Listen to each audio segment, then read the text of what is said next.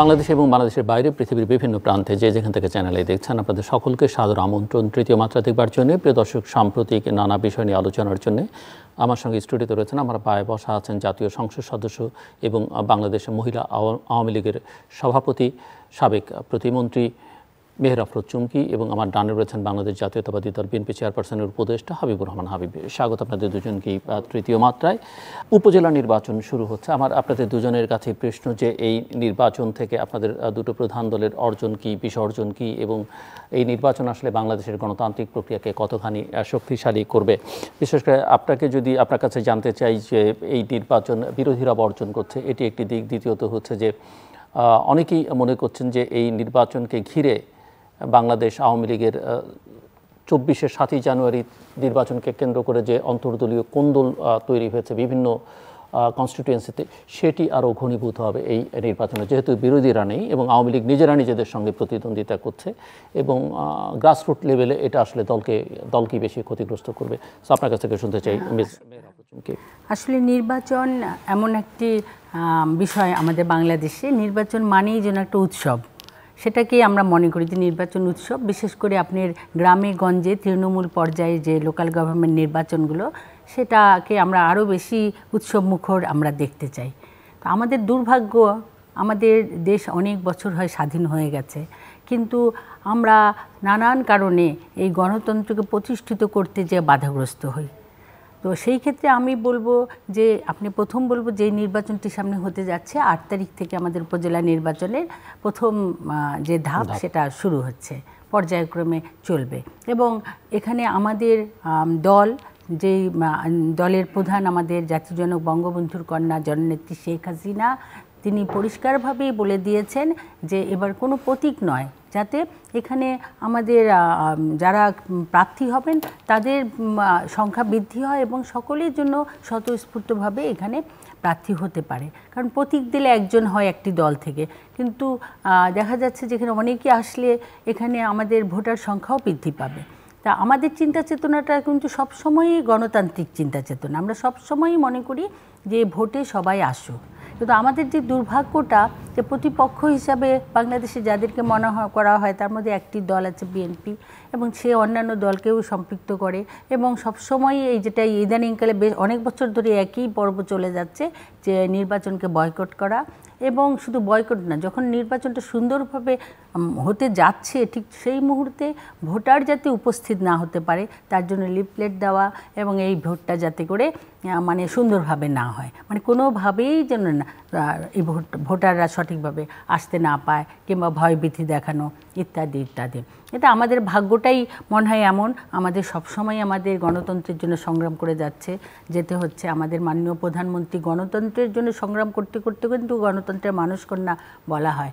তিনি যখন দেশে ফিরে এসেছিলেন, আপনারা জানেন যে বঙ্গবন্ধুকে হত্যা করার পরে দীর্ঘ সময়টা এই দেশে কেমন রাজনীতি ছিল। সেখানে কি কোনো গণতন্ত্র ছিল? সেখানে গণতন্ত্র ছিল না।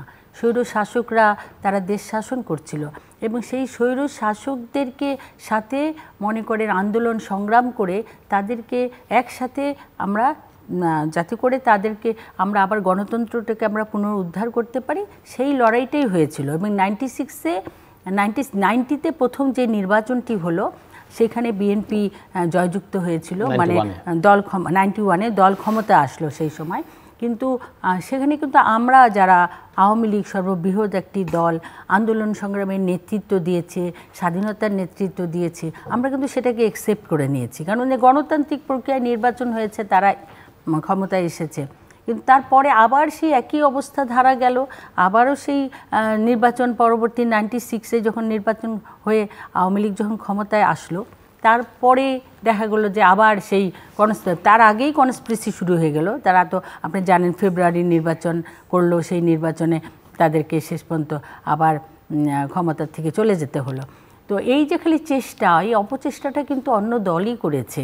এবং এই বঙ্গবন্ধুকে হত্যা করার পরে যে দেশে যে গণতন্ত্রটা ধ্বংস হয়ে গেছে, তারা স্বৈর শাসকদের কারণেই তো ধ্বংস হয়ে গেছে। তারা সংবিধান মানেনি, তারা সেনাবাহিনী থেকে এসে দেশের ক্ষমতা নিয়েছে, যার কারণে রাজনীতিতে একটা যে নির্বাচন একটা বিরাট একটা ফ্যাক্টর, এইটা যেন আর সেই জায়গায় থাকছে না। তো আমরা কিন্তু সর্বাত্মক চেষ্টা করছি এবং সবচাইতে ভালো সিস্টেম যেটা নির্বাচন কমিশনের মাধ্যমে নির্বাচন হওয়া। তত্ত্বাবধায়ক সরকার হয়েছিল, সেটাও আমরা দেখেছি, সবাই দেখেছে কত রকম ঘটনা হতে পারে। তো সেই নির্বাচন কমিশনের আন্ডারে যখন নির্বাচনগুলো হয়, সেখানে তো কারো ভীতি থাকার কথা নয় বলে আমি মনে করি। এটা তো এমন না যে অমুককে ক্ষমতায় বসিয়ে দিতেই হবে বাধ্যতামূলক, তা না। সাহস করে নির্বাচনে নামার সাহসটাই মনে হয় তাদের নষ্ট হয়ে গেছে, তারা সাহস করতে চাচ্ছে না। আরেকটি বিষয় বলেছেন যে এই যে আবার নির্বাচন হচ্ছে, এতে করে দলের ভিতরে ভেদাভেদ হয় কিনা। শুধু এক দলের ভেদাভেদ না তো, আপনি বিএনপি লক্ষ্য করেছেন তো, অন্যান্য দলের ব্যাপারে লক্ষ্য করেছেন, অনেকেই কিন্তু তাদের কথা মানছে না এবং ক্যান্ডিডেট হয়ে বসে আছে এবং তাদেরকে কিন্তু বহিষ্কার করা হচ্ছে সমানে, তাতেও তাদের কোনো যায় আসছে না। মানে সবাই কিন্তু তাদের নিজের অধিকারটা চাচ্ছে, তারা নির্বাচন করতে চাচ্ছে কিন্তু নেতারা দিচ্ছে না, কিন্তু তারা কিন্তু নির্বাচন করছে এবং তারা অনেকেই জয়যুক্ত হয়ে আসবে আশা রাখি হয়তো, কারণ সুন্দর একটা নির্বাচন হবে, নিশ্চয়ই তারাও জয়যুক্ত হবে। আমি আসবো আপনার কাছে আবার। আমি হাবিবুর রহমান হাবিব, একই প্রশ্ন আপনাকেও করলাম, কিন্তু যে প্রসঙ্গটা যে বিএনপি নির্বাচনের বাইরে থাকছে, কিন্তু প্রকৃত যেসব কজের কথা বিএনপি বলছে সেগুলো নিয়ে কোনো আন্দোলন গড়ে তুলতে পারছে না, নির্বাচনকে প্রতিরোধ করা, প্রতিহত করা সেটা পারছে না। আবার অন্য দিক থেকে নির্বাচনে অংশ নিয়ে যে জনসম্পৃক্ততা অনেকে মনে করেন সেটাও বিএনপি করতে পারছে না, জনগণ থেকে খানিকটা বিচ্ছিন্নই থাকছে, সেটা আন্দোলনের মধ্য দিয়েও নির্বাচনের মধ্য দিয়েও। এবং অন্যদিকে যেটি মেহর আফরোজ চুমকি উল্লেখ করলেন যে বিএনপি তো এই প্রথম দলের অনেককে নিয়ন্ত্রণেও রাখতে পারছে না এবং বহিষ্কারের তালিকা দীর্ঘ হচ্ছে, হয়তো দীর্ঘ থেকে দীর্ঘতর হবে। আসলে শেষ পর্যন্ত বিএনপি কি অ্যাচিভ করতে চাইছে এই সব প্রক্রিয়ার মধ্য দিয়ে? আপনাকে ধন্যবাদ।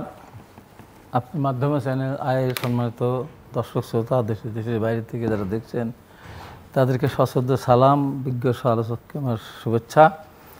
মহান আল্লাহ পাকের কাছে কৃতজ্ঞতা প্রকাশ করছি, অনেক মাস পর আবার আমি সুস্থ শরীরে চ্যানেলে এসে কথা বলার সুযোগ পেয়েছি বলে।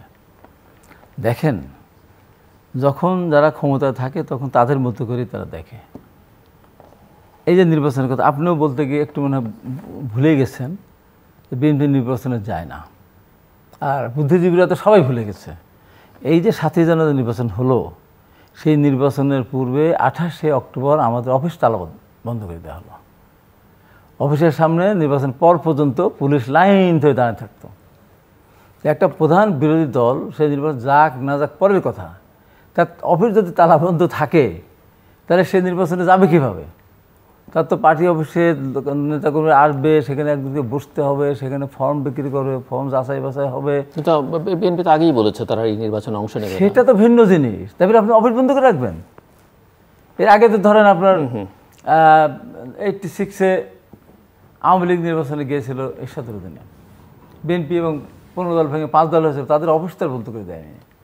96 সালে বিএনপি নির্বাচন করেছিল তত্ত্বাবধায়ক সরকার সংবিধানে সংযোজন করার জন্য, তখন তো আওয়ামী লীগের অফিস বন্ধ করে দেয়নি। এমনকি 2014 সালে যখন আওয়ামী লীগ আবার একক নির্বাচন করলো, তখনও অফিস বন্ধ করে দেয়নি। 18 সালে তো আমরা নির্বাচন গেলামে। এটা তো অদ্ভুত ব্যাপার, এটা কত বড় মহাপাপ না? রাজনৈতিক দলের আপনি অফিস বন্ধ করে দেবেন, দেওয়ার বলবেন যে বিএনপি ভয় পায়, জনগণ সমর্থন দেয় না বলে নির্বাচনে আসে না। এখন দেখেন, 7ই জানুয়ারি নির্বাচনে অংশগ্রহণ করেছিল আওয়ামী লীগের সমমনা 28টি দল। এমন ওটা আওয়ামী লীগের কাউন্সিল অধিবেশনে একদল সবাইকে দাওয়াত দেয়, বিভিন্ন রাজনৈতিক দলকে তারা বক্তাকে দেয়, মঞ্চে বসে কেউ বক্তা শুনে আবার চলে যায়। ঠিক এমনিভাবে তারা নির্বাচনে এসেছিল। 3টি দলকে কয়েকটি আসন দেওয়া হয়েছে, বাদ বাকি আওয়ামী লীগ নিয়ে তাদেরকে বসে তোমরা যাও, বাড়ি চলে গেছে তারা। এবার দেখেন, এই কারণে এই উপজেলা নির্বাচনে এই 3টি দল বাদে আর কেউ নির্বাচনে যায়নি, জাতীয় পার্টিও যাচ্ছে না। দেশটা কোথায় চলে গেছে? এটি গণতন্ত্র বলে কে? এই জন্য কি এই দেশের মানুষ যুদ্ধকে দেশ স্বাধীন করেছিল? এখন উপজেলা নির্বাচন হচ্ছে, বলছে উপজেলা উৎসবকের কিসের? এক দলের ভিতরে। এবং এই এখানে যে নির্বাচন কমিশনের ভরসা করে বিরোধী দল নির্বাচন যাবে, সেটা তো আওয়ামী লীগ নিজেই প্রমাণ করলো যে তার এমপি মন্ত্রীরা, তাদের সন্তানেরা, তার স্ত্রী পুত্র যদি নির্বাচনে অংশগ্রহণ করে তাহলে প্রশাসনের উপর তারা প্রভাব বিস্তার করবে। এই আশঙ্কা থেকে তো বলা হচ্ছে নাকি অন্য অন্য কোনো কারণ আছে? এই আশঙ্কা থেকে তারাই প্রমাণ করছে যে প্রভাব বিস্তার করে নির্বাচন কমিশন এখানে করার কিছু নাই, আর এই নির্বাচন কমিশনের কোনো ক্ষমতাই নেই। এবার আপনি দেখেন যে এই যে একটা কথা বলে মাঝে মাঝে প্রায় আমি শুনি বক্তব্য শুনতে গেলে, এই দেশে নির্বাচন বয়কট শুরু করেছিল কে? আওয়ামী লীগ করেছে। 1985 সালে যখন উপনির্বাচন হয় তখন তো বিএনপিকে অত তখন শক্তিশালী না। 82 সালে ক্ষমতাচ্যুত হওয়ার পর আওয়ামী লীগ সেই উপজেলা নির্বাচনে অংশগ্রহণ করেনি। প্রথম এরশাদের নির্বাচনে অংশগ্রহণ করেনি। 88-এ আওয়ামী লীগ এরশাদের অধীনে নির্বাচনে যায়নি। 86-এর ওই এর ঘটনার পর 96-এ বিএনপি তত্ত্বাবধায়ক সরকার সংবিধানে সংযোজন করার জন্য যে নির্বাচন করলো সেখানে তো আওয়ামী লীগ যায়নি। সাদেক হোসেন খোকা তখন মেয়র হলো তখনও আওয়ামী লীগ নির্বাচনে যায়নি। 2007 সালে 3রা জানুয়ারি একযোগে 299টি আসনে পদ উড্ডু করলো। কেন? বিএনপি তখন ক্ষমতা ছিল, সংসদ ভেঙে দিয়েছিল, তত্ত্বাবধায়ক সরকারকে ক্ষমতা দিয়েছিল, তখন আওয়ামী লীগ নির্বাচন থেকে সরে আসলো কেন? কেন আসলো যে বিএনপি একসময় করতেন বিচারপতি KM হাসান, উনি তত্ত্বাবধায়ক সরকারের প্রধান হবেন এই আশঙ্কা থেকে তারা আগের থেকে, তারপর নিয়ে না পাওয়া গেল না, জিয়াউর রহমানকে দেওয়া হলো, সংসদ নেই। তারপরে সেই নির্বাচনে আওয়ামী লীগ গেল, কেন গেল না? যে নির্বাচনে গেলে রাষ্ট্রপতি যেহেতু বিএনপির, সেহেতু নির্বাচনে কারচুপি হতে পারে। তাহলে এখন আওয়ামী লীগ রাষ্ট্রীয় ক্ষমতা থাকবে, তারা MP থাকবে, মন্ত্রী থাকবে, সব তাদের থাকবে, তারা এখন বলে তো বিএনপি নির্বাচন আসে না কেন? এই যে কথা বলে কত অন্যায়, মহা অন্যায় না এটা? এখন এই যে উপনির্বাচন, যেমন জাতীয় সংসদ নির্বাচন প্রায় 23-24 কোটি টাকা খরচ করেছে, রেজাল্ট কী হয়েছে? কী রেজাল্ট হয়েছে? একটা দলের গঠনতন্ত্রে আছে জাতীয় সংসদ নির্বাচনে একজনকে মনোনয়ন দেওয়া হবে, বাদ বাকি তার পক্ষে নির্বাচন করবে।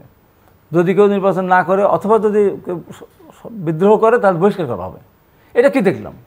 পৃথিবীর ইতিহাসে জঘন্য ঘটনা আছে যে দল নমিশন দিল, আবার বললো যে যার যার মতো নির্বাচন করে। এটা হয় কোনো দিন? এটা কোন দেশ? এই দেশে কোনদিন এই পৃথিবীর কোথাও এই দেশে ঘটনা ঘটছে? বলে যে যা পরে নির্বাচন করো। আবার নির্বাচনের পরে এখন লজ্জারও তো একটা ব্যাপার, নৌকা প্রতীক দিয়েছিল কে? স্বাক্ষর করেছিল কে?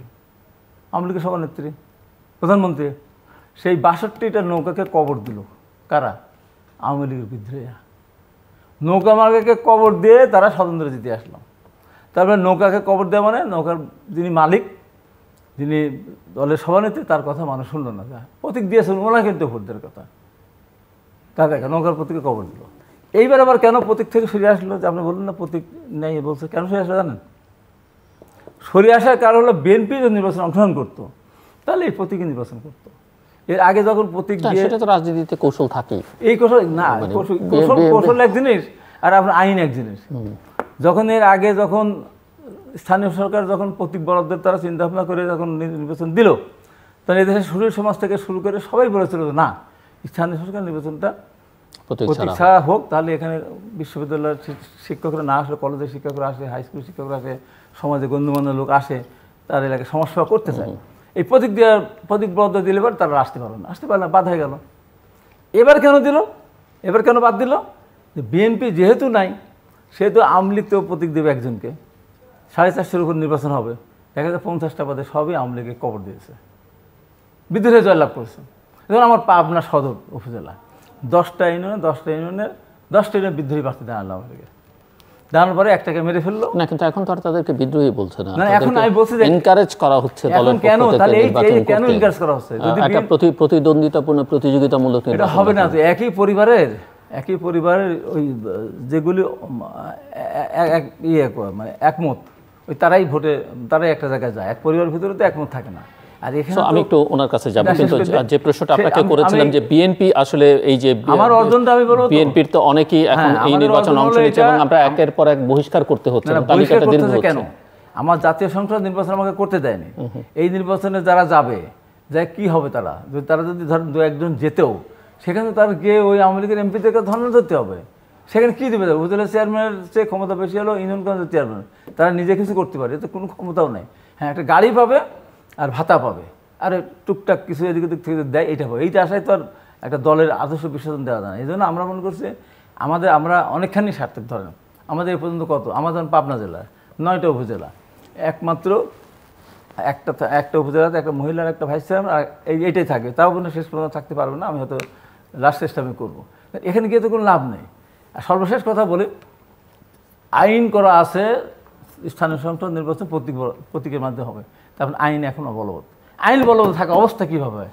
একজন মেয়ের বিয়ে স্বামী থাকা সত্ত্বেও, ধন্যবাদ, তালাক না হওয়া পর্যন্ত তাকে আরেক থেকে বিয়ে দেওয়া যায় না, ইচ্ছা করলে হয় না। ধন্যবাদ মেহরা প্রচুমকে শুনছিলেন। হ্যাঁ, শুনছি, মানে অনেক বিষয় তুলে ধরেছেন। একেবারে সেই স্বৈর শাসকের সময়কালের যে উপজেলা নির্বাচন কেন বয়কট করেছিল, আন্দোলন করেছিল, এই কথাগুলো খুবই সত্য। আসলে আওয়ামী লীগ যখন আন্দোলন করেছে তখন কিন্তু সেই সময় বিএনপিও ছিল। আচ্ছা, আওয়ামী লীগ আন্দোলনগুলো করেছে কিভাবে? আন্দোলন করেছে জনগণকে সম্পৃক্ত করে আন্দোলন করেছে। প্রতিটা আন্দোলনে আওয়ামী লীগ জয়যুক্ত হয়েছে, কারণ কিভাবে জনগণকে সম্পৃক্ত করতে হয় এবং তাদের ইচ্ছাটাকে আওয়ামী লীগ অনুভব করতে পেরেছে। কিন্তু আপনাদের বিষয়টা দেখছি, লক্ষ্য করছি যে আপনারা শুধু দলের ভিতরেই আপনারা গণ্ডির মধ্যে সীমাবদ্ধ আপনাদের আন্দোলনগুলো, যার কারণে আপনারা আন্দোলনকেও মানে ওইভাবে চাঙ্গা করতে পারছেন না এবং নানান ধরনের আপনার সন্ত্রাসী কায়দা তৈরি করছেন। যে রিসেন্টলি আপনারা হুলস্থুল করলেন, কদিন পরপরই তো সরকারকে উৎখাত করার জন্য আন্দোলন করছিলেন এবং আন্দোলন করতে গিয়ে সাংবাদিক মেরেছেন, আর বিভিন্ন চোখের সামনে ঘটনা ঘটালেন, কিন্তু আসলে তা আন্দোলনে সাকসেসফুল হতে পারেননি। আর আওয়ামী লীগের আপনারা চিন্তা করেন, আওয়ামী লীগ কিন্তু আন্দোলন করতে যে অনেক নেতা জীবন দিয়েছে। আওয়ামী লীগ আন্দোলন করতে যে তাদেরকে বিভিন্নভাবে ওই যে বোমা মেরে, আপনি সেটা জানেন যে আওয়ামী লীগ, আপনি বললেন আওয়ামী লীগ অফিসে তালা লাগিয়েছে। এখন কেন লাগিয়েছে তালা লাগানোর কোনো কারণ নেই তো সেখানে, কেন তালা লাগাবে? এখন আপনারা লক্ষ্য করেন যে আওয়ামী লীগ যখন আন্দোলন করতো, আওয়ামী লীগের উপরে যে আপনার বোমা হামলা হলো আমাদের সেই সময়কালে বিরোধী দলের নেত্রীর উপরে, এত বড় ঘটনার পরে আর কি ঘটনা থাকতে পারে? তো আমাদেরকে কিন্তু প্রতিহত করার জন্য সর্বসময়ই চেষ্টা করা হয়েছে, কিন্তু জনগণকে সম্পৃক্ত করার কারণে আন্দোলনগুলোতে সাকসেসফুল হয়েছি। এখন প্রশ্ন হলো গিয়ে যে নির্বাচনে আসবে না, এখন বিশেষ কোনো কারণ থাকতে হবে। একটা কারণ হলো নির্বাচন, আপনারা বলতে চাচ্ছেন যে ক্ষমতায় থেকে নির্বাচন কিভাবে হবে। আপনারা লক্ষ্য করেছেন এবার যে নির্বাচনটি হয়েছে সম্পূর্ণই একেবারে নিরপেক্ষ একটা নির্বাচন, যেখানে নির্বাচন কমিশন এতটাই নিরপেক্ষ ছিল, আমাদের দুই একটা ক্যান্ডিডেটের কিন্তু ক্যান্ডিডেটশিপই বাতিল হয়ে গেছে, তারা নিয়ম নীতি মানেনি বলে। আমরা মনে হয়েছিল যে যুদ্ধক্ষেত্রে নেমেছি, সব সময় কেয়ারফুল থেকেছি এবং তাদের যে সিস্টেমের বাইরে কেউ আমরা যেতে পারিনি। তো এই জায়গার মধ্যে এর চেয়ে স্বচ্ছ আর কিভাবে হবে নির্বাচন? এই নির্বাচনগুলোকে আপনারা মানছেন না এবং বছরের পর বছর, 5 বছর 10 বছর 15 বছর ধরে একই কাজ আপনারা চালাচ্ছেন। আপনারা কি কর্মীর কথা ভাবছেন? আপনারা কি যারা মানে নির্বাচন করতে চাচ্ছে তাদেরও তো অনেকে আপনাদের দলেরও জনপ্রিয়তা আছে, তারা মনে মনে কি বলছে, কতটা দুঃখ প্রকাশ করছে ক্ষমতার বাইরে থেকে, সেটার চিন্তা কিন্তু আপনারা একদমই করছেন না। আপনারা একতরফা হয়তো সে লন্ডন থেকে একটা কিছু বলে দিল, দেশের বাইরে থেকে নেতৃত্ব দেওয়া এরকম হাস্যকর আমি জীবনেও আমরা জানি না, কোনো দেশে আছে কিনা আমি বলতে পারি না। যে দেশে আসতে ভয় পাচ্ছে, যারা দেশের বাইরে থেকে নেতৃত্ব দিচ্ছে, সেই নেতৃত্ব কি করে বুঝবে যে বাংলাদেশের মাটি কী চাচ্ছে, জনগণ কী চাচ্ছে? এবার যে আমার নির্বাচন হচ্ছে, প্রতীক দেওয়া হয়নি। আমাদের নেত্রী কিন্তু চাচ্ছে, বারবার চাচ্ছে জনগণ সম্পৃক্ত হোক, যার কারণে এক একবার এক রকম চিন্তা করছেন। তারপরে একই কথা, এইবার তিনি যে শক্ত করে বলেছেন যে আত্মীয় স্বজন নির্বাচন করবে না, এটা কেন বলেছেন? তিনি বলেছেন যাতে স্বচ্ছতাটা বেশি থাকে, যাতে করে কেউ ভুল না বোঝে, যাতে করে এমপিরা সেখানে সম্পৃক্ত না হতে পারে। এখানে প্রশাসনিক বিষয় না, এমপি যখন তার ছেলেকে দিবে তখন তো সে চাবেই তার ছেলেকে পাশ করানোর জন্য, কিন্তু আমাদেরকে বলেছে যে কোনো এমপি সম্পৃক্ত হতে পারবে না, কোনো এমপি ক্যান্ডিডেটের পিছনে ঘুরতে পারবে না। আমি নিজেই তো আমার এলাকা আছে বা একটা জায়গা আছে, আমরা কিন্তু ক্যান্ডিডেট কে সেটাও বলি নাই, ডিক্লেয়ারও দেই নেই, কারণ তাদের ভিতরে কম্পিটিশন হোক, আসুক। সেখানে কিন্তু বিএনপি আসছে, সেখানে অনেক ক্যান্ডিডেট আসছে। আচ্ছা, ভালো কথা, ধরলাম আপনাদের ক্যান্ডিডেট আসেনি, আপনি সব ভোটারকে বন্ধ করার জন্য লিফলেট ছাড়ছেন নানানভাবে যে আপনাদেরা ভোট দিতে আসবেন না, এই ভোটকে বয়কট করেন। কিন্তু ধরলাম আপনাদের নেতারা বয়কট করেছে, তাদের আত্মীয় স্বজনরা কি বয়কট করছে? মোটেও না। আত্মীয় স্বজনটা কিন্তু ঠিকই নির্বাচনে যাওয়ার জন্য প্রস্তুতি গ্রহণ করছে, কারণ কোনো না কোনো ক্যান্ডিডেট, ধরলাম বেশিরভাগ ক্যান্ডিডেটই আমাদের দলের, তাহলে আপনাদের মধ্যে যে বিভক্তি হয়ে যাচ্ছে, এটা কিন্তু বিশাল বিভক্তি হয়ে যাচ্ছে। অমুকে আসছে না। তো আমাদের বিভক্তি না, এখন তো আমার মনে হচ্ছে যে এই স্টাইলে আপনাদেরও অনেক বিভক্তি হয়ে যাচ্ছে। এইগুলোকে কিভাবে আপনারা কাটিয়ে উঠবেন, আপনারাও চিন্তা করেন। আমরা মনে করি যে আমাদেরকে একটা সুন্দর রাস্তায় যেতে হবে, দেশটাকে এগিয়ে নিতে হবে। খালি আন্দোলন করলাম আর নির্বাচন বয়কট করলাম, বন্ধ করলাম, তাতে করে আমাদের ফলাফলটা কি হচ্ছে? দেশকে এখন উন্নতির দিকে যাচ্ছে না। একটা প্রশ্ন যে বিরোধী দল ছাড়া বছরের পর বছর নির্বাচন কতটা আপনারা টেনে নিতে পারবেন? কেননা এই ধরনের নির্বাচনগুলো দেশের ভেতরে তো বিরোধীরা প্রশ্ন তুলছে, এর বাইরেও অনেকে প্রশ্ন তুলছেন, কিন্তু আন্তর্জাতিকভাবে সেগুলো প্রশ্নের মুখে পড়ছে। গত নির্বাচন হলো, নির্বাচনটাকে তারা বললই যে নির্বাচন সঠিক হয়নি, কিন্তু আমরা কিন্তু সেটা কাজকর্মে আমরা প্রমাণিত করেছি। আমাদের বিরোধী দল হিসাবে জাতীয় পার্টি ছিল, কেউ ছিল না তা না, হয়তো সংখ্যা কম। আওয়ামী লীগের ইতিহাস নিশ্চয়ই জানেন, স্বাধীনতার পর স্বাধীনতা উত্তর যে নির্বাচনগুলো হয়েছে সেখানে কিন্তু একক সংখ্যাগরিষ্ঠতা শুধু নয়, আপনি মনে করেন যে দুইটা সিট বোধহয় খালি আওয়ামী লীগ পায়নি, 70-এর নির্বাচনে। হ্যাঁ 70-এর। তো আওয়ামী লীগের কিন্তু এই ইতিহাস আছে, সেই ইতিহাস তো জোর করে নির্বাচনের না, একটাই দল ছিল, সেই দলটা আওয়ামী লীগ, শক্তিশালী একটি দল ছিল। তার পরবর্তীতে নানানভাবে আপনার বিএনপি তৈরি হয়েছে, জাতীয় পার্টি তৈরি হয়েছে, তাদের মধ্যেও নানান ভাঙন হয়েছে, আসছে গেছে। তো এখন যে আপনার আমাদের বলা হচ্ছে যে তারা না আসলে, আসলে সত্য কথা, আপনার নির্বাচন তো একটা উৎসব, সেই উৎসবে যদি সবাই না আসে, আত্মীয় স্বজন, পাড়া প্রতিবেশী, তাহলে উৎসবটা উৎসব মুখর হয় না। আমরা কিন্তু অনেক চেষ্টা করছি, এবং সেই চেষ্টার পরে একসময় যদি বিএনপি যদি আস্তে আস্তে এমন একটা দল হয়ে যায় যেই দলটি আর রাজনীতির জন্যই যোগ্য না থাকে, তাহলে কি তাকে বাদ দিয়ে রাজনীতি এই বাংলাদেশে হবে না? তা অবশ্যই হবে। যদি জাতীয় পার্টি তার দলকে ধরে রাখতে না পারে, খণ্ড বিখণ্ড হয়ে যায়, তাহলে কি সেটা বাদ দিয়ে রাজনীতি হবে না?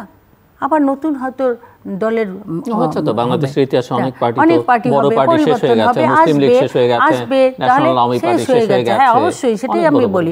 তো এইভাবে তো এটা হয় না, এটা হতে পারে না।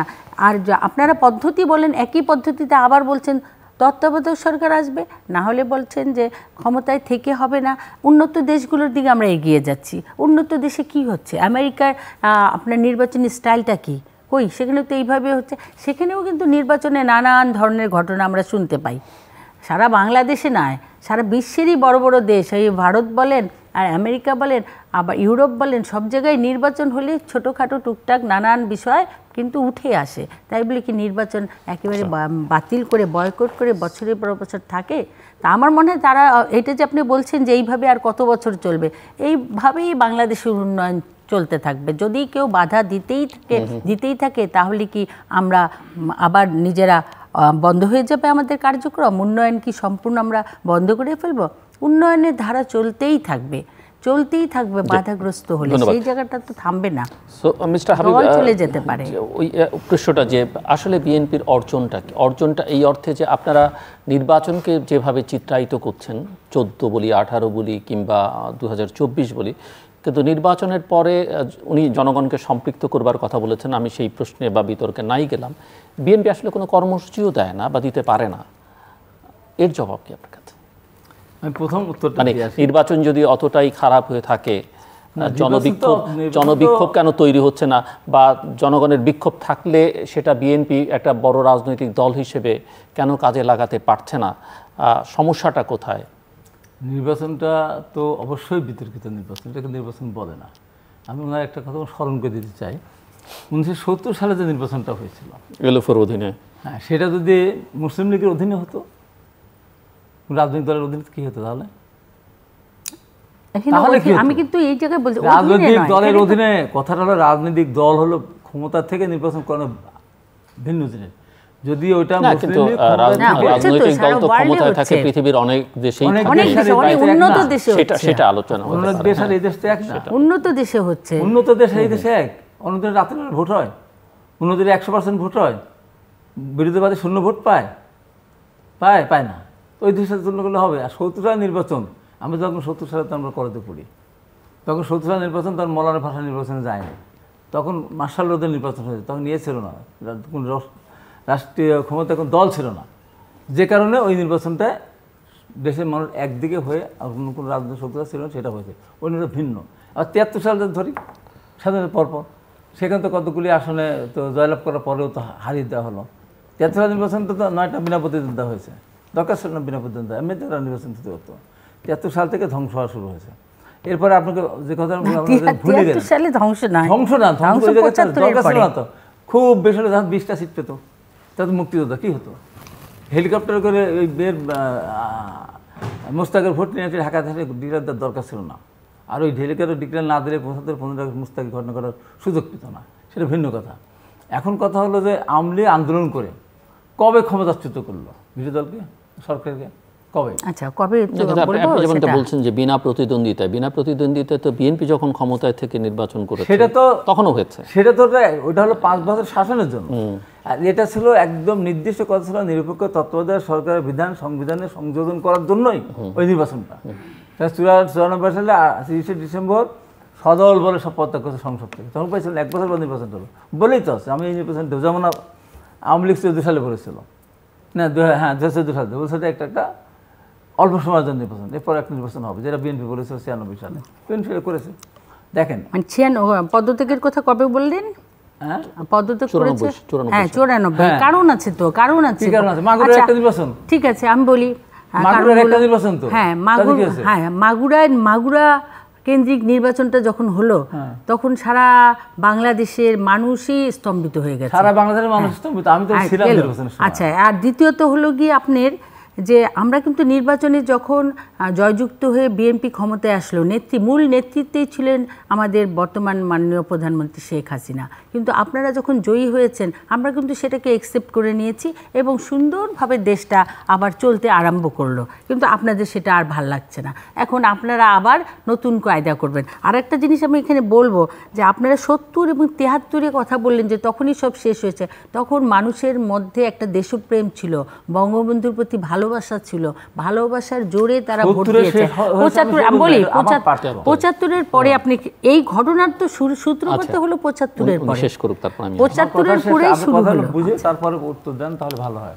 সেটা আমি 70 সালে বলেছি যে ওটা কোনো দলীয় সরকারের নির্বাচন ছিল না, তখন জাতি একদিকে আওয়ামী লীগের নেতৃত্বে হেলে গেছে, তারপরে মৌলানা ভাসানী নির্বাচন করলে পারে কিছুটা ব্যত্যয় হতো, সেটাও করে নাই, সেটাও ছাড় দিছে।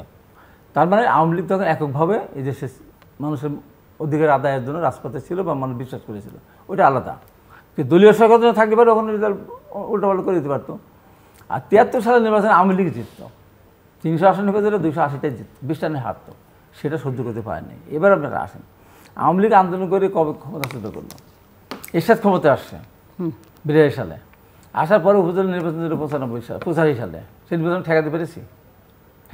পারেনি। 2 দিন উপজেলা নির্বাচন হলে 16 তারিখে আর 20 তারিখে 2 দিনই মিছিল করেছি নবপুর রোড থেকে। আমি মিছিল নেতৃত্ব দিয়ে এসে বাইরের উপর শেষ করছি 2 দিনই। লোক কত? 25 থেকে 30 জন, হাজার লোক নাম, এরশাদের বিরুদ্ধে নামে নেই। কিন্তু এরশাদ 88 সালে নির্বাচন করে নিয়ে গেছে, আমরা ঠেকাতে পেরেছিলাম? আমরা পারি নাই। সবাই মিলে আমরা আন্দোলন করে ঠেকালাম। কবে পদত্যাগ করলাম? কবে? 90 সালে। সে আওয়ামী লীগ একা করেছে? সমস্ত রাজনীতি, হ্যাঁ আওয়ামী লীগের বড় ভূমিকা ছিল, ছাত্রলীগ আমি তখন প্রেসিডেন্ট ছিলাম, ছাত্রলীগের বড় ভূমিকা ছিল, অন্য দলগুলি ছিল তো, এককভাবে তো আমাদের করে নেই। 96 সালে যেটা বলেন সেটা ওইটা আন্দোলন, সেটা একটা প্রশাসনিক অভ্যর্থন হয়েছিল। সেটাও যদি আমি যদি জনতার মঞ্চ না করতাম, বা আমি যদি তখন স্বেচ্ছাসেবক দলের লীগের অ্যাক্টিং কনভেনার না হতাম, মকবুল ভাই যদি জেলে না যেতেন, 96 সালে পতন হতো না, হতে পারে আর 2 সাল পরে হতে পারতো। ওইটা আমি একটা সিস্টেম করে আমার অভিজ্ঞতা যে আমি এটা করেছিলাম। এরপরে আপনি যদি আসেন 2007 সাল, সিস্টেম এখন করতে পারেন না কেন? এত রাক্ষোভ? এখন তো আমার হাতে ওই ক্ষমতা নেই, তখন তো আমি একটা সংগঠনের নেতা ছিলাম। আওয়ামী লীগ সভানেত্রী শেখ হাসিনা তখন আপনাকে ক্ষমতা দিয়েছিলেন, বিএনপি নেতৃত্ব আপনাকে সেই ক্ষমতা দিচ্ছে, এখন তো সেই বয়স আমার নাই।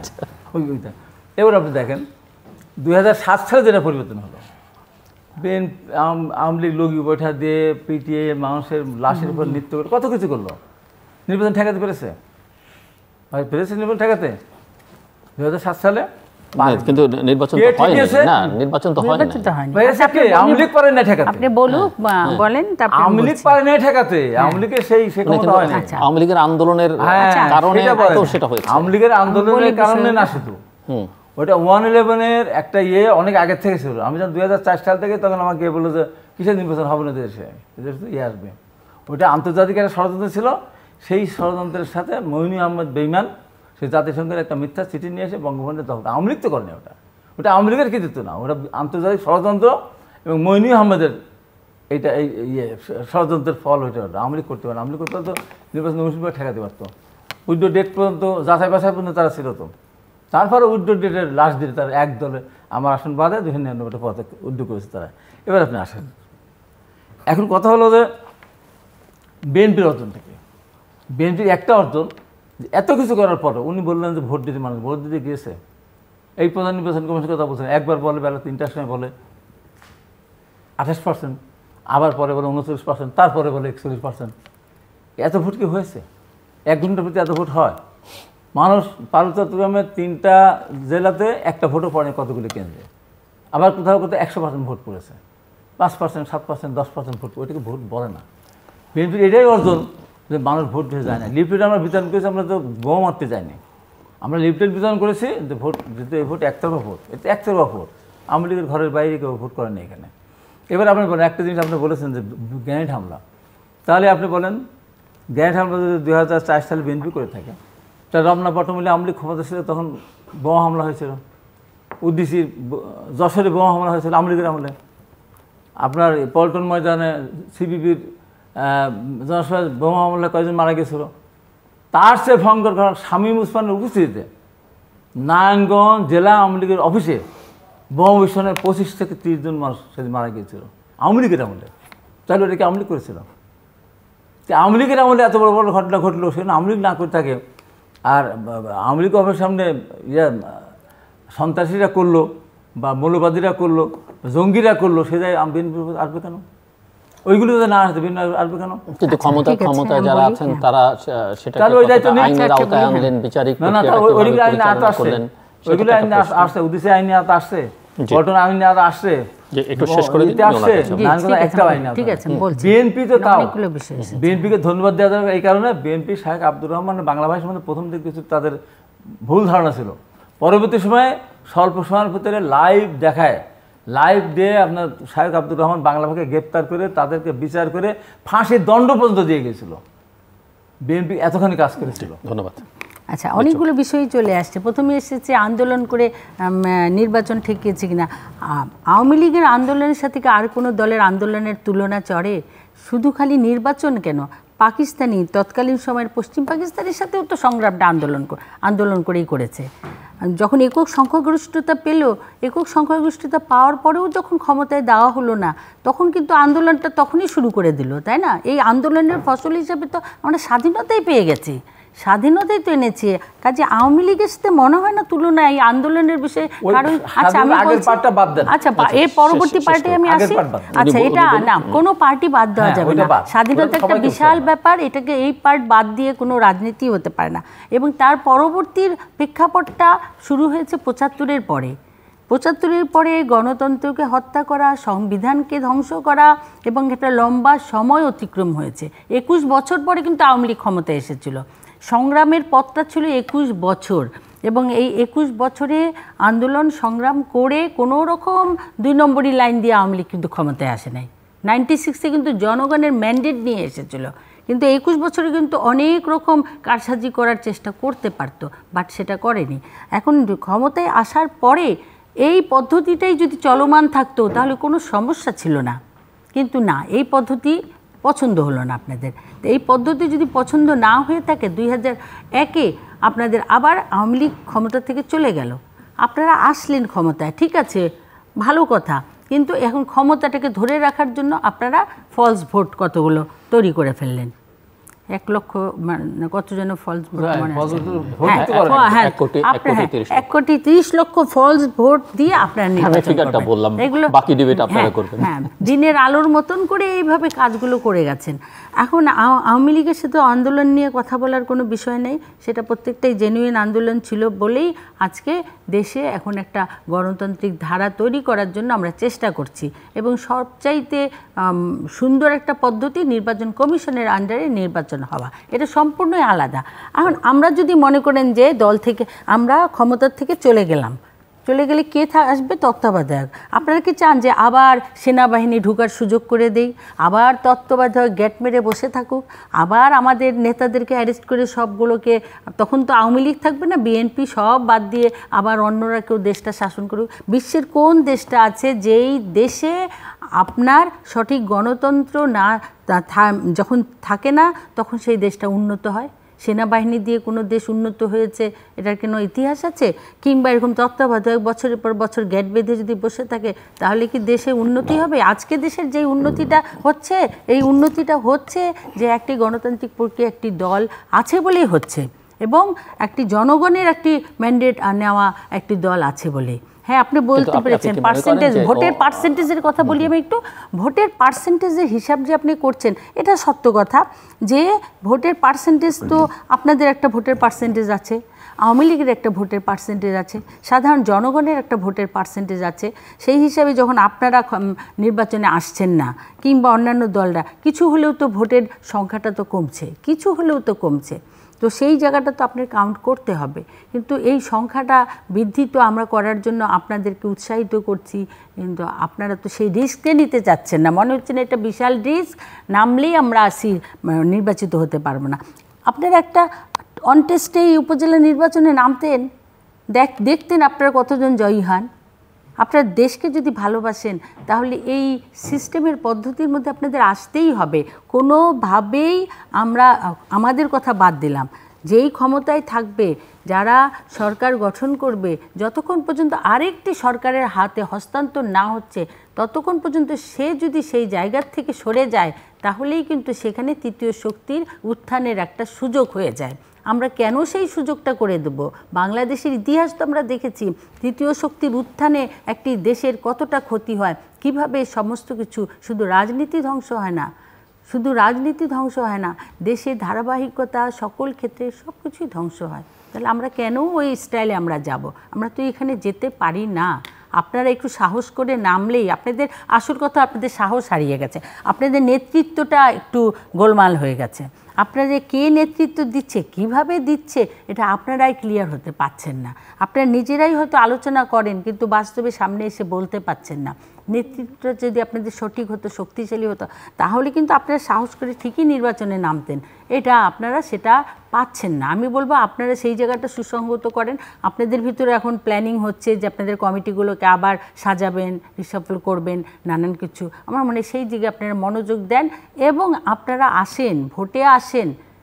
আর ভোটে আসেন, নিশ্চয়ই আপনারা ভালো ফলই পাবেন। পাবেন না কেন? জনগণের সাথে থাকলে না পাওয়ার তো কোনো কারণ নেই। কিন্তু আপনারা যেই পদ্ধতিটাগুলো গ্রহণ করছেন, আপনি কি মনে করেন জনগণ আপনাদের খুব ভালোবাসবে, খুব ভালোবাসা দিবে? একটা সময় তো জনগণ আপনাদের ভুলেই যাবে যে এই একটা দল, যেই দলটা জনগণের জন্য এই কাজ করেছে। তো খালি ভোট বন্ধ করে দিলেই কি জনগণ ভালোবাসা দিবে? দিবে না। তো আপনারা সেই জায়গাগুলোতে একটু সাহসী হয়ে এগিয়ে আসেন, নিশ্চয়ই আমাদের দেশটাও সুন্দর হবে। আমি যে ছোট্ট করে যদি সন্ত্রাসের ব্যাপারটা বলি, আপনি সন্ত্রাসের বিষয়টা বলেছেন। হ্যাঁ, আমরা যখন ক্ষমতায় ছিলাম তখনও আপনার বোমা হামলা এটা সেটা হয়েছে, সেগুলো সেই সন্ত্রাসী জঙ্গিবাদ যেটা বাংলাদেশে ঢুকে গেছিল শক্তিশালী নেতৃত্বের কারণে, জননেত্রী শেখ হাসিনা, আজকে আল্লাহর রহমতে সেই জঙ্গিবাদ থেকে বাংলাদেশ অনেক অনেক মানে সেফ জায়গায় চলে এসেছে। মানে একটা ভয়াবহ পরিণতির মধ্যে চলে গেছিলো, কিন্তু এটার উত্থান বাংলা ভাই দিয়ে শুরু হলো। কোনোভাবেই বোঝানো যায় না। এসপি সাহেবরা বাংলা ভাইকে কি সুন্দর পাহারা দিয়ে নিয়ে যায়, এই হলো গিয়ে অবস্থা তখন ছিল।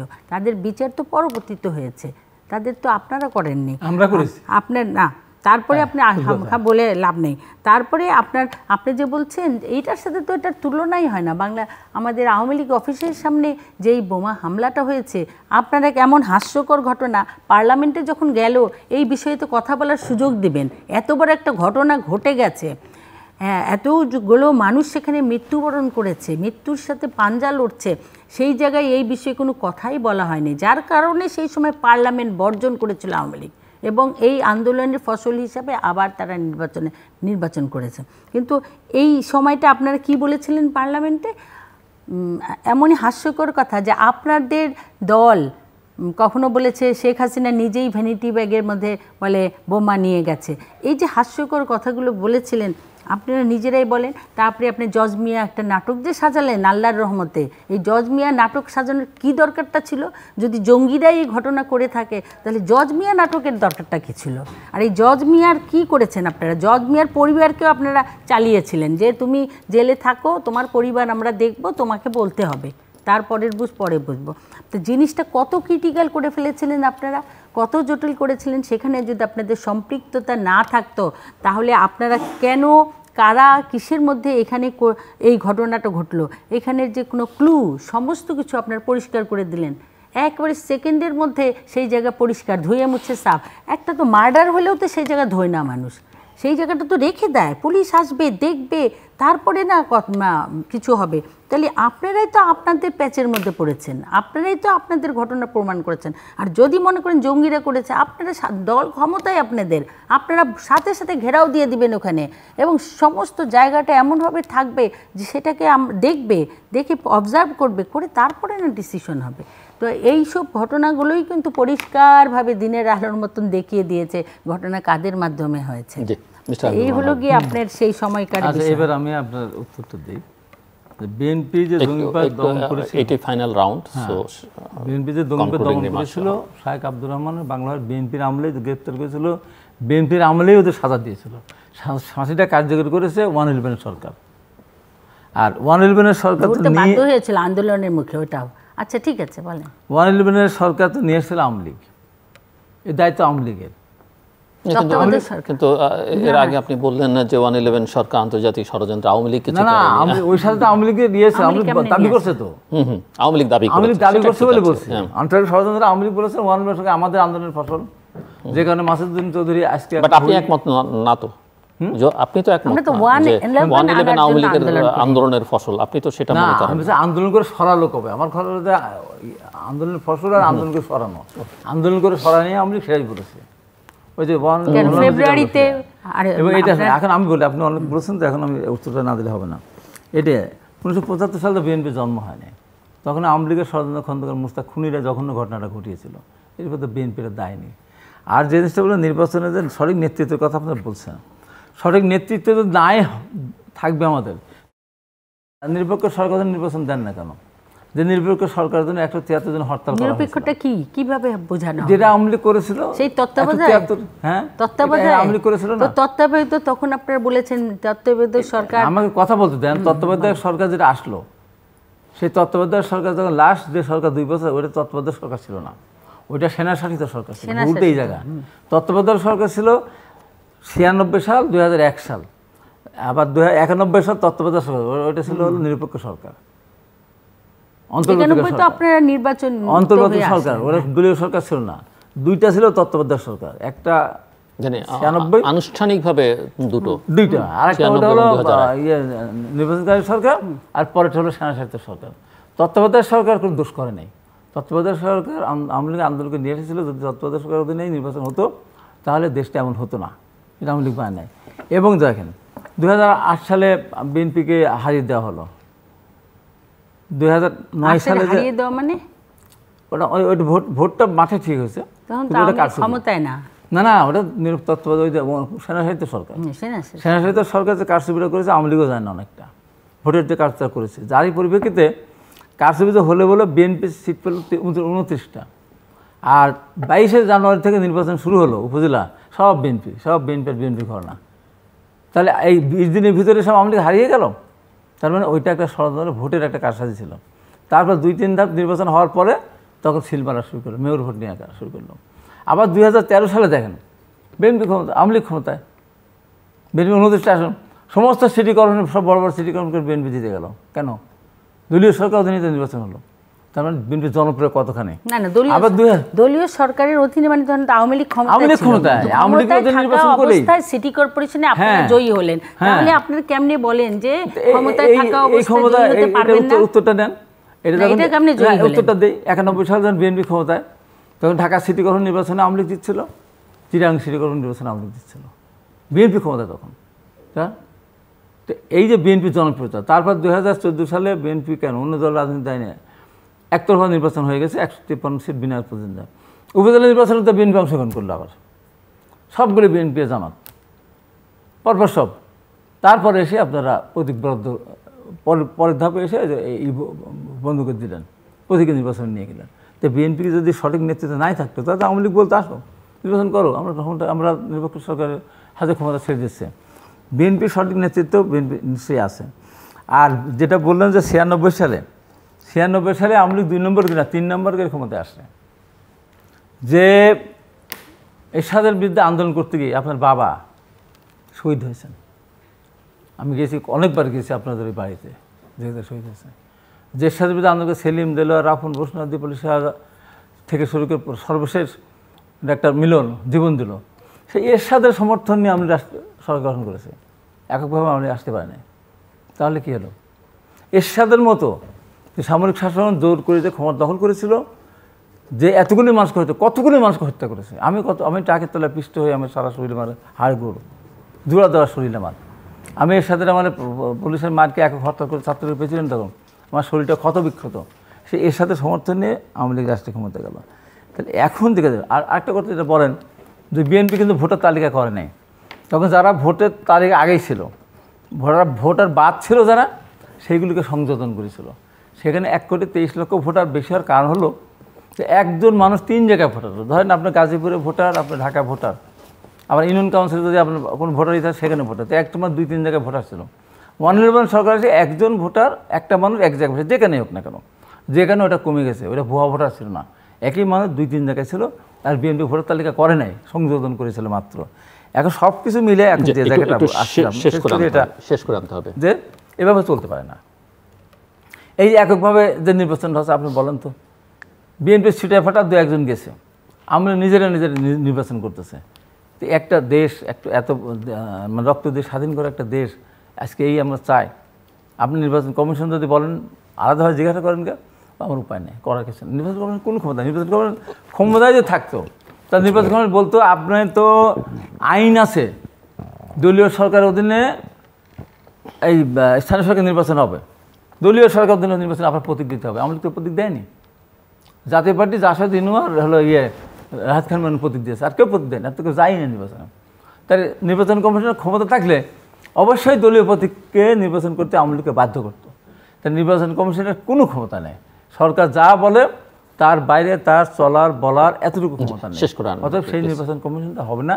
আসেন সবাই মিলে দেশটাকে সামনে এগিয়ে নিতে হলে এইভাবে চলে। এই চলা বেশি দিন চলা যায় না, হয়তো অনেক দিন যাবে, বহুদিন যাবে না। তার পরিণতিটা খুবই খারাপ পরিণত হবে, খুব ভয়াবহ পরিণত হবে। দেশটা যেভাবে যাচ্ছে, অর্থনৈতিকভাবে সব দিক থেকে যেভাবে বিপর্যয়ের দিকে যাচ্ছে, এইভাবে যদি গণতন্ত্র প্র্যাকটিস চলতে থাকে, না জানি আমাদের কপালে কত দুর্ভোগ অপেক্ষা করছে। আচ্ছা, ভালো কথা বলেছেন আপনি, শেষের কথাটা ভালো, কিন্তু সেই মোতাবেক কাজটা হলে কিন্তু আরও ভালো হবে। তো আমি বলবো যে আমাদের নেত্রী তিনি কিন্তু বারবার চেষ্টা করেছিল যে কিভাবে আপনারা সবাই মিলিতভাবে বসে একটা সিদ্ধান্ত নেওয়া যায়, এবং বারবার চেষ্টা করা হয়েছিল। ফোনে, আপনার মনে আছে কি না, ফোনে কিন্তু ইনভাইটও করেছে, কিন্তু সাড়া নাই কোনো। আপনাদের যখন বেগম খালেদা জিয়া তার ছোট সন্তান ইন্তেকাল করলো, সেই সময় আমাদের নেত্রী সেই শোকাহত একটা মা, অন্য কোনো বিষয় না, দেখতে গেলেন, সেই সময় তাকে দরজা বন্ধ করেই রাখা হলো, ঢুকতেও দেওয়া হলো না। একটা সাধারণ মানুষ গেলেও কিন্তু ঢুকতে দেওয়া হয়, বাংলাদেশের প্রধানমন্ত্রী গেছে, আচ্ছা সেটাও তাকে আচ্ছা দেওয়া হয়নি। এই যে অবস্থা, আচ্ছা ঠিক আছে, বলেন আপনি কি বলতে চাচ্ছেন। আমি যখন জেলে ছিলাম, আচ্ছা, দেশের প্রধানমন্ত্রী যেখানে যান সেখানে আগে থেকে এসএসএফ যায়। উনি নামলেন ওখানে, গেটে ঢুকতে চাইলেন, ঢুকতে দিলেন না। তার আগে কিন্তু শিমুল বিশ্বাসের সাথে কথা হয়েছিল, জানিয়ে তো গেছেন উনি যে যাচ্ছেন না, অবশ্যই বলা হয়েছিল যে ওনাকে ইনজেকশন দিয়ে ঘুম পাড়ানো হয়েছে, উনি উঠলে আলাপ করে তারপর আমি জানাবো। তার আগে উনি চলে গেছেন, এটা কোনোভাবে যাওয়াটা ঠিক হয়নি।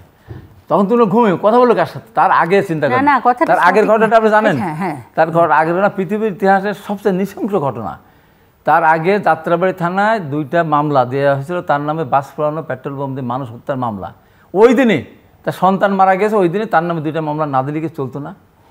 ধন্যবাদ। আচ্ছা, আমি আপনার এই বিষয়টা জানি না, কিন্তু আমি এটুকুই জানি যে আমাদের নেত্রী কিন্তু অনেক মানবিক, সেই মানবিক চিন্তা নিয়েই কিন্তু তিনি গেছিলেন, ধরে নিলাম ঘুম পাড়ানো মানুষের দিকে কি করবে? আচ্ছা আমি বলি ধরে না, নিলাম শোকের বাড়িতে ধরে- ঘুম আচ্ছা, পাড়ানো শুনেন, অবস্থা মানুষ যায়। আচ্ছা, আমি বলি অফিসিয়ালি কথা আচ্ছা আমি বলি আচ্ছা বলেন। উনি কোনো প্রোটোকল মেনটেন না করেই গেল, আমি ধরে নিলাম দেশের প্রধানমন্ত্রী কিন্তু যে কোনো সময় যে কোনো জায়গায় যে কোনো মুহূর্তে যেতে পারেন, উনি গেছেন, এটাই তো সম্মানের ব্যাপার। ওনার নিরাপত্তা না, না, দেখবে না? উনি ঢুকে গেছেন, ওনার নিরাপত্তার দায়িত্ব ওনার, আপনার বাড়ির না। এবং যখন বেগম খালেদা জিয়া ওকে ঘুম পাড়িয়ে রাখা হয়েছে, বাসায় নিশ্চয়ই আরও অনেকে আছে, একটা সাধারণ মানুষ গেলেও কিন্তু তাকে ঢুকতে দেওয়া হয়, বসতে দেওয়া হয় যে উনি ঘুম পাড়িয়ে আছেন। উনি মাথার সামনে হয়তো যেতেন, কিংবা অন্য যারা আছেন আত্মীয় স্বজন তাদের সাথে কথা বলতেন, আসতেন। কিন্তু এটা বিষয় না, বিষয়টা হয়েছে যে এখানে আরও অনেক জটিল বিষয়। আপনি বলেছেন ৭৫-এর বিষয়টাই, ৭৫-এ ১৫ই আগস্টের পরে যদিও সেখানে দৃশ্যমান যে আওয়ামী লীগ ক্ষমতায় ছিল, কিন্তু এর বেনিফিশিয়ারি কারা কারা হয়েছে পরবর্তীতে এটা তো সব দিনের আলোর মতো পরিষ্কার। হ্যাঁ, এই ঘটনাগুলোকে পরিপ্রেক্ষিতে এই পরিবার যে এখনও বিএনপিকে বা জিয়াউর রহমানের পরিবারকে সম্মান দেয়, এটা কিন্তু অনেক বড় ব্যাপার। জিয়া রহমানকে সম্মান দেওয়া উচিত তো। জিয়া রহমান ক্ষমতার পাদুরে না আসলে, কোন তাইরে আসলে শেষ করতে হবে। আপনি তো আওয়ামী লীগের নাম নিশানা মুছে দিত, যেমন আপনার বাবা ক্যামেরা চেহারা না, না, সেটা আওয়ামী লীগের তো- নাম নিশানা মুছে দিত আওয়ামী লীগের ওই নাম কর্নেল তাহেরেরা। আওয়ামী লীগের নাম মুছে ধরে দিত, রাখার মুছে জন্যই দিত। যদি জিয়াউর রহমানের এতটাই জিয়া রহমানই তো নামটা এতটাই রেখেছে। উচ্চ মনের থাকতেন, তাহলে জননেত্রী শেখ হাসিনাকে বিদেশের মাটিতে এত কষ্ট করতে কেন হয়েছিল? কেন বাংলাদেশে এসেও নিজের বাড়িতে ঢুকতে পারেননি তিনি? অথচ আপনি দেখেন জিয়াউর রহমান মারা যাওয়ার পর তার পরিবার সকল সুযোগ সুবিধা নিয়েছে সরকারের, বাড়ি ঘর থেকে আরম্ভ করে শিক্ষা, তারপরে স্বাস্থ্যসেবা, সব ফেসিলিটিস। কিন্তু বঙ্গবন্ধু পরিবারের দুটো মেয়ে শুধু বেঁচে ছিল। এই দুটো মেয়ের জন্য কি দিয়েছিল তারা? কিছুই দেয়নি।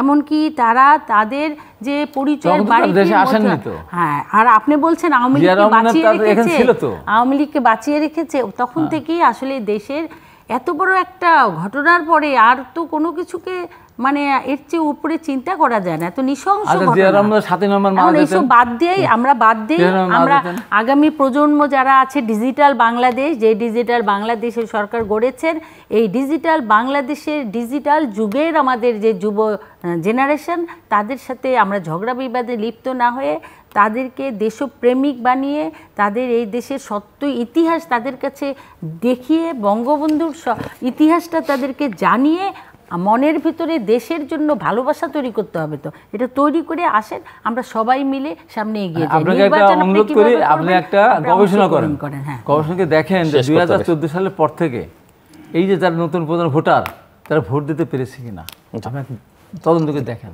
তাহলে বুঝবেন দেশটা কোথায় আছে।